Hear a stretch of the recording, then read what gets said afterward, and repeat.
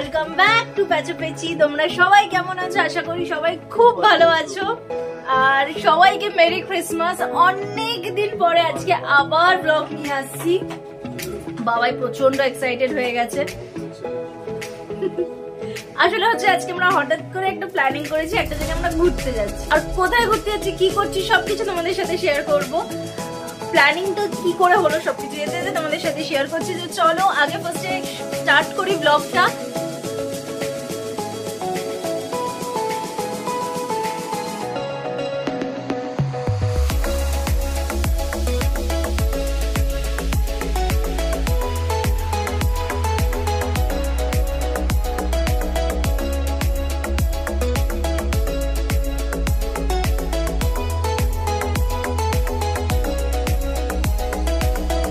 অনেক কান্নাকাটি করে এই 24 ডিসেম্বর সানডেতে হঠাৎ করে জাস্ট 1.5 ঘন্টার মধ্যে প্ল্যান ফিক্সড করে বেরিয়ে পড়লাম কোথাও একটা কাছে পিঠে কোনো রিসর্টে ঘুরতে যাওয়ার। আর এই সুন্দর শীতের আমেজে পরপর 2 দিন ছুটি একদম ওয়েস্ট করতে ইচ্ছা করলো না, তাই বেরিয়ে পড়লাম। আর পায়েলদেরকেও ডেকে নিলাম আমাদের সঙ্গী হওয়ার জন্য, আর ওরা তো এক পায়ে রাজি থাকে অলওয়েজ। ব্যাস সবাই মিলে বেরিয়ে পড়লাম বালি স্টেশনের দিকে। আর সেখান থেকে ট্রেন ধরে সোজা কোথায়, সাথে থাকো, সমস্ত কিছু বলবো।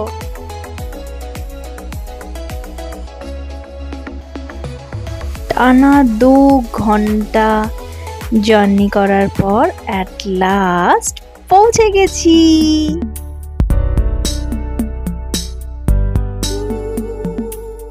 ওফ, অ্যাট লাস্ট পৌঁছে গেছি আরামবাগের রিসর্টে। একদম রিজনেবল প্রাইসের মধ্যে কলকাতার আশেপাশে কেউ যদি কোনো ডেস্টিনেশন খোঁজো এরকম জাস্ট 1 থেকে 2 দিন ছুটি কাটানোর জন্য, দেন তাদের জন্য একদম অ্যাপ্রোপ্রিয়েট প্লেস হচ্ছে এই দ্য ট্রি হাউস। খুব সুন্দর একটা রিসর্ট যেটা তোমাকে ফরেস্টের একটা ফিল দেবে। অ্যাকচুয়ালি এটা একটা ফরেস্টের মধ্যেই বলা যেতে পারে। বলছে বাঘ ফাঘ যা আসবে সুমনদা বলছে বুঝে নেবে। কখনো আমি জঙ্গলে আসিনি। আমি পাহাড় ঘুরেছি, মানে মাউন্টেন, সমুদ্র, সবকিছু এখানে ঘোরা আমার মোটামুটি হয়েছে, কিন্তু আমার জঙ্গলে কখনো আসা হয়নি। জঙ্গলের এক্সপিরিয়েন্সটা এইটার ভেতর থেকেই হচ্ছে। একটা ফার্স্ট টাইম ওই যে ওরা আসছে। আমার তো খুব প্রচন্ড খিদে পেয়ে গেছে, আগে খেয়ে নেবো।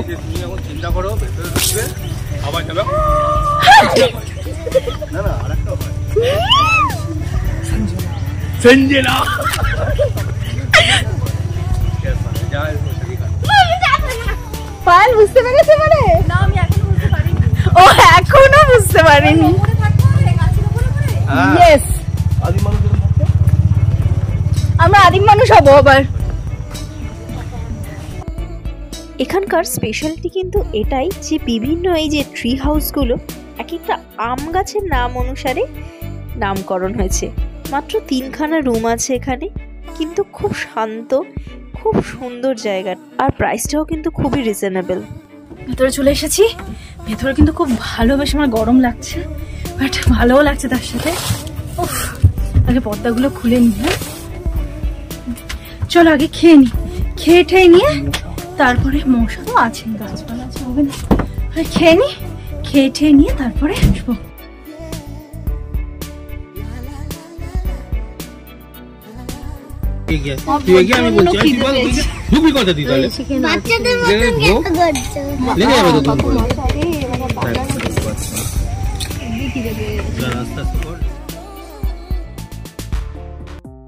দুপুরের লাঞ্চে ছিল তো অনেক কিছু মেনু। সাদা ভাত, সবজি দিয়ে মুগের ডাল, পোস্তর বড়া, মোচা ঘন্ট, দই কাতলা, চিকেন, চাটনি, পাঁপড় আর রসগোল্লা। খাবারের টেস্ট নিয়ে তো কোনো কথা হবে না। 3টে মিলই এত সুন্দর ছিল, আর এই প্রাইসের মধ্যে সত্যি আমরা ফার্স্টে ভেবেছিলাম হয়তো একটুখানি এক্সপেন্সিভ, পরে যা দেখলাম যে সত্যি সত্যি কিন্তু এটা রিজনেবল প্রাইসই বলা যেতে পারে।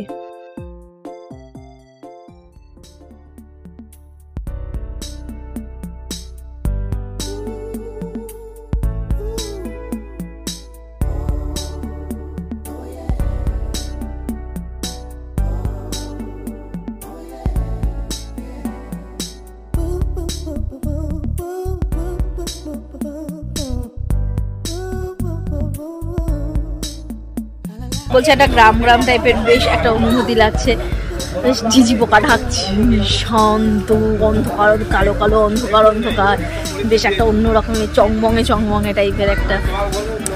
যারা যারা কাপেল আছো বা ছোট ছোট এরকম ছোট্টখাটো ফ্যামিলি ট্যুর যদি করতে চাও তো অবশ্যই অবশ্যই এসো এই জায়গাটাতে, সত্যি খুব ভালো লাগবে।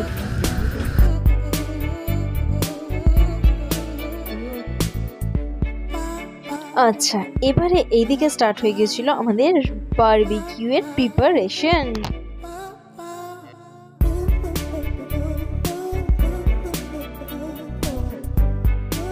আর অন্যদিকে পায়েলের সারপ্রাইজ বার্থডে প্ল্যানিং।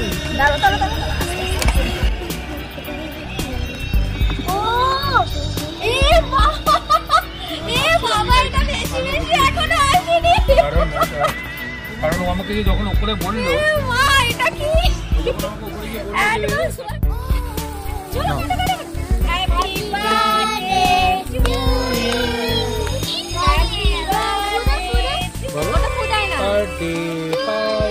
হ্যাঁ বাবার হাতে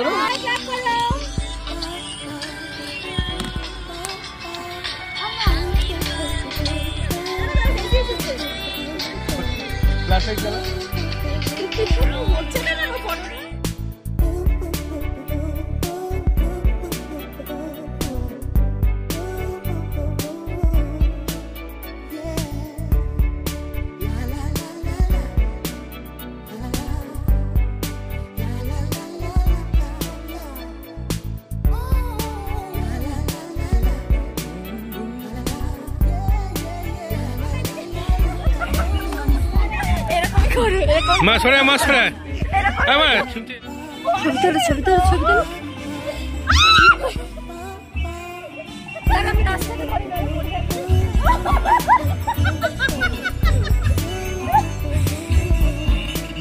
यार से मेरी तरफ ना देखो जो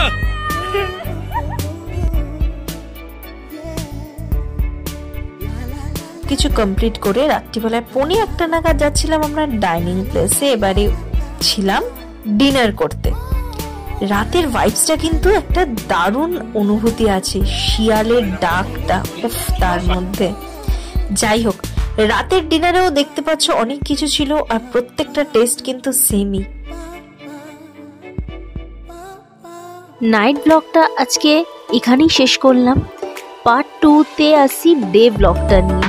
কেমন থাকলো দিনের বেলাটা দেখতে, আর কোথায় কোথায় গেলাম দিনের বেলাতে, কি কি খরচা করলাম, টোটাল ডিটেলস নিয়ে।